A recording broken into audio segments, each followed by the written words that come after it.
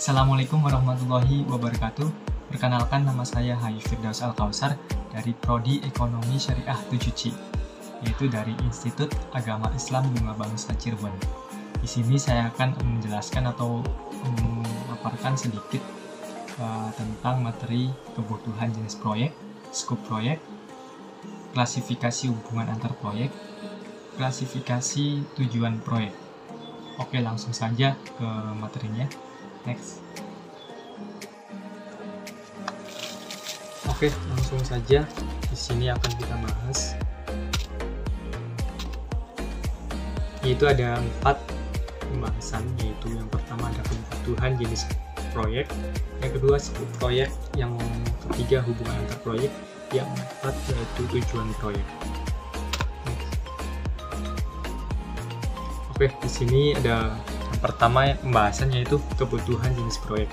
Proyek merupakan kegiatan usaha yang kompleks, bersifat tidak rutin, memiliki keterbatasan waktu, anggaran, dan sumber daya, serta memiliki spesifikasi tersendiri terhadap produk yang akan dihasilkan. Untuk mengerjakan suatu proyek, diperlukan adanya organisasi proyek yang dibutuhkan untuk mengatur sumber daya yang dimiliki sehingga tujuan proyek bisa tercapai.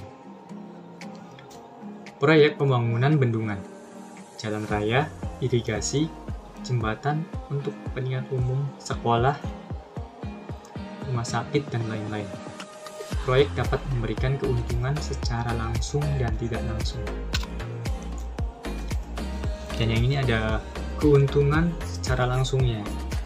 Yang pertama, terdapat kenaikan dalam nilai output fisik dari kegiatan yang ditangani proyek. Yang kedua, kenaikan nilai daripada output yang disebabkan karena adanya perbaikan kualitas.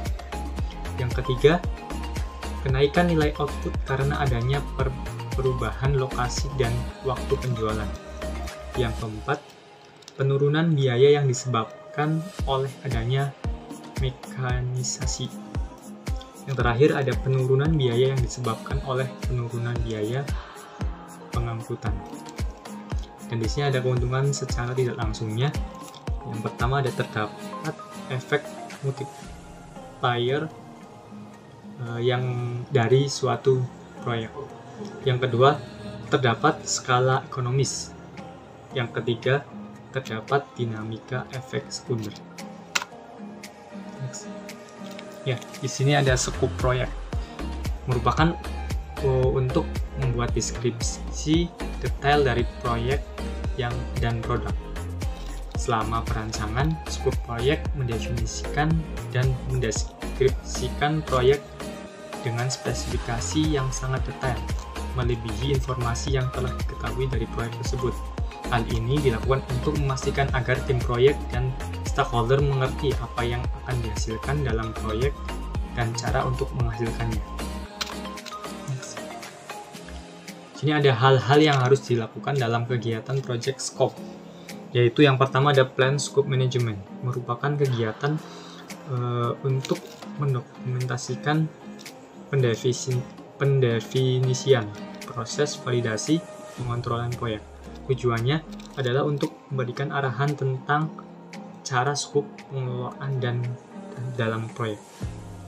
Yang kedua, collect requirement, merupakan kegiatan untuk mengumpulkan kebutuhan dari stakeholder. Pada tahap ini, input yang diperlukan diantaranya adalah scope management, plan, requirement management, dan plan, stakeholder management plan, project charter, dan stakeholder register. Yang ketiga, define scope. Pada tahap ini dilakukan pemilihan requirement berdasarkan requirement yang telah dikumpulkan pada tahap sebelumnya. Pada tahap ini dibuat deskripsi lengkap tentang proyek dan produk atau layanan. Yang keempat, creating PB atau work breakdown struktur, merupakan penguraian pekerjaan secara hierarki oleh tim proyek untuk mencapai tujuan proyek dan menciptakan rincian pekerjaan yang diperlukan. dengan masing-masing level yang mewakili setiap detail rincian pekerjaan. Pada tahap ini dilakukan pemecahan pekerjaan agar lebih mudah dilakukan. Yang kelima ada validate scope, merupakan tahap yang dilakukan di mana final project diserahkan kepada para stakeholder untuk diverifikasi. Validate scope ini bertujuan untuk kelayakan deliverable sesuai standar yang telah ditentukan atau tidak. Proses validasi ini dilakukan berdasarkan kontrol quality yang ditinjau oleh customer atau sponsor. Yang terakhir ada control scope, merupakan proses pemantauan status proyek dan ruang lingkup produk dan juga berfungsi untuk mengelola perubahan berdasarkan lingkupnya. Pada proses ini, kita memastikan semua perubahan yang diminta dan mengambil tindakan kolektif atau preventif yang direkomendasikan untuk proses melalui kontrol perubahan terintegrasi.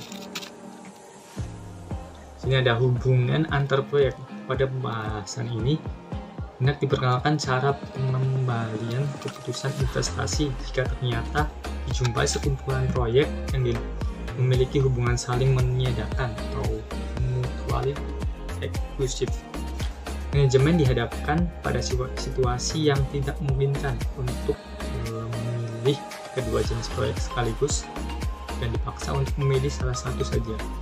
Dalam situasi demikian, metode NPV atau Net Present Value lebih menampakkan kecanggihannya.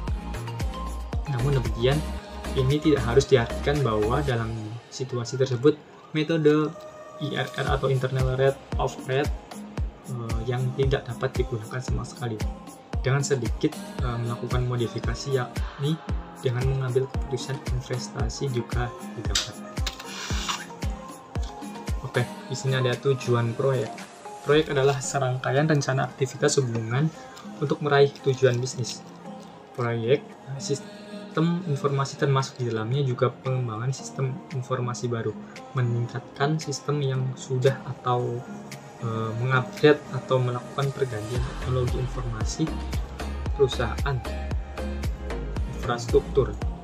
Manajemen proyek mengarah pada diterapkannya pengetahuan, keterampilan, peralatan dan teknik untuk mencapai target tertentu dalam anggaran dan waktu yang ditetapkan ke dalam. Manajemen proyek memiliki tujuan dan dalam pemanfaatannya yang biasanya menjadi alasan penting dari manajemen proyek. Berikut ini beberapa tujuan dari manajemen proyek, yaitu yang pertama adalah menyelesaikan proyek tepat waktu. Yang kedua, proyek selesai dengan kuantitas yang tepat. Yang ketiga, kualitas standar proyek terpenuhi. Yang keempat, biaya yang digunakan sesuai dengan rencana biaya. Yang kelima, menghindari gejolak sosial dengan masyarakat. Yang keenam, tercapainya K3 dengan baik.